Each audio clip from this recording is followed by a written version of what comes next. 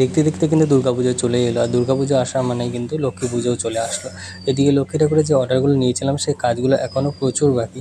তোমাদের সাথে ভিডিওর মাধ্যমে অল্প অল্প শেয়ার করছি, তোমরা কাজগুলো দেখে অবশ্যই জানিও কাজগুলো কেমন হচ্ছে। যে মূর্তিটা তোমাদের সামনে ভিডিওর মাধ্যমে এখন আমি তোমাদেরকে দেখাচ্ছি, এই মূর্তিটা অর্ডার করেছিল হায়দ্রাবাদ থেকে একটা দিদিভাইয়ের ভাই যেহেতু আমাদের এখানে থাকে, তো ভাইয়ের মাধ্যমে কিন্তু মূর্তিটা হায়দ্রাবাদ পৌঁছাবে।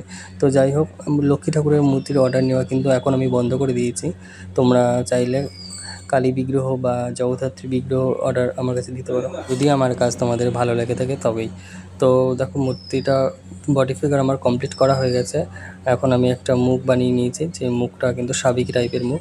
দুটো বিগ্রহ দেখতে পাচ্ছ তোমরা ভিডিওর সামনে, এই দুটো বিগ্রহের মুখই কিন্তু সাবেকি মুখ হবে। আরও যে সমস্ত বিগ্রহগুলো আছে সেগুলো একে একে তোমাদের সাথে ভিডিওর মাধ্যমে শেয়ার করব। মূর্তিগুলো যেহেতু আঠামাটি দিয়ে আমি করছি, সেগুলো কিন্তু টানের জায়গাগুলো তোমরা দেখতে পাচ্ছ যে ফাটল ধরেছে। এই ফাটলগুলো কিন্তু আমি বালি মাটির সাহায্যে সমস্তটা ঠিক করে নেবো। আর মুখটা দেখো আমার রেডি হয়ে গেছে, মুখটা একটু সকালে তারপর বডির সাথে সেট করে দেবো। তো কেমন হয়েছে তোমরা একটু জানিও।